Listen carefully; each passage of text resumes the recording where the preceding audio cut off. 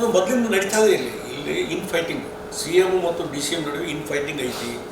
ಭಾಳ ಒಂದು ತಾರ್ಕಿಕ ಅಂತ್ಯಕ್ಕೆ ಬಂದಿದೆ. ಮತ್ತು ಡಿ ಕೆ ಶಿವಕುಮಾರ್ ಅಂತೂ ನಾನು ಮುಖ್ಯಮಂತ್ರಿ ಆಗಲೇಬೇಕಂತ ಹಠಕ್ಕೆ ಬಿದ್ದಿದ್ದಾರೆ. ಸಿದ್ದರಾಮಯ್ಯವ್ರು ಬಿಡಲಿಕ್ಕೆ ತಯಾರಿಲ್ಲ ಅಂತ ಅವ್ರು ಹೇಳ್ತಾ ಇದ್ದಾರೆ.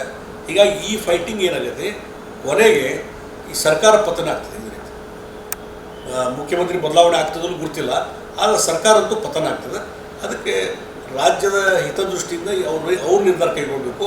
ಇವತ್ತೇನಾಗಿದೆ, ಈ ರೀತಿ ಇನ್ ಫೈಟಿಂಗ್ ನಡೀತಿದ್ದರಿಂದ ಇವತ್ತು ರಾಜ್ಯದಲ್ಲಿ ಅರಾಜಕತೆ ಮತ್ತು ಸಿದ್ದರಾಮಯ್ಯವ್ರಿಗೆ ಅಡ್ಮಿನಿಸ್ಟ್ರೇಷನ್ ಮೇಲೆ ಕೊಲ್ಯಾಪ್ಸ್, ಏನೂ ಯಾವುದೇ ಕಂಟ್ರೋಲ್ ಇಟ್ಕೊಂಡಿಲ್ಲ.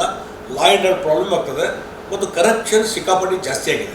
ಅದಕ್ಕಾಗಿ ಸಿದ್ದರಾಮಯ್ಯವರು ಇವತ್ತು ಡಿ ಕೆ ಶಿವಕುಮಾರ್ ಇವರು ಇನ್ ಫೈಟಿಂಗ್ ಜನರ ಹಿತಾಸಕ್ತಿಗೆ ವ್ಯತಿರಿಕ್ತವಾಗಿದೆ ಮತ್ತು ಇದರಿಂದ ಕರ್ನಾಟಕದ ಅಭಿವೃದ್ಧಿ ಕುಂದಾಗ್ತದೆ. ನಾವು ಒಂದೇ ಹೇಳಿದ್ವಿ, ಉದಾಹರಣೆ ಬೆಳಗಾವಿ ಧಾರವಾಡ ಹೊಸ ರೈಲ್ವೆ ಲೈನ್, ಅದಕ್ಕೊಂದು 400 ಕೋಟಿ ಹಣ ಬಿಡುಗಡೆ ಮಾಡಲಿಕ್ಕೆ ಆಗ್ತಾ ಇಲ್ಲ ಅವರಿಗೆ, ರಾಜ್ಯ ಸರ್ಕಾರಕ್ಕೆ. ಇದನ್ನು ತೊಂದರೆ, ಅದು ಈ ಭಾಗದ ಜನರಿಗೆ ತೊಂದರೆ ಅಲ್ಲ. ಅಲ್ಲೇ ನೋಡಿದರೆ ತುಮಕೂರಿನಿಂದ ದಾವಣಗೆರೆಗೆ ಅಲ್ಲಿ ಪರಿಹಾರ ಕೊಡಬೇಕು ಹೊಸ ರೈಲ್ವೆ ಲೈನಿಗೆ, ಅದಕ್ಕೂ ಹಣ ಬಿಡುಗಡೆ ಮಾಡ್ತಾ ಇಲ್ಲ. ಈಗ ಕೇಂದ್ರ ಸರ್ಕಾರ ಸಾಕಷ್ಟು ಯೋಜನೆ ಮಂಜೂರು ಮಾಡಿದ್ರು, ಅದು ಅನುಷ್ಠಾನಕ್ಕೆ ಬರದ ರೀತಿ ಪರಿಸ್ಥಿತಿ ಇವತ್ತು ರಾಜ್ಯದಲ್ಲಿ ಬಿಕಾಸ್ ಆಫ್ ಇನ್ ಫೈಟಿಂಗ್.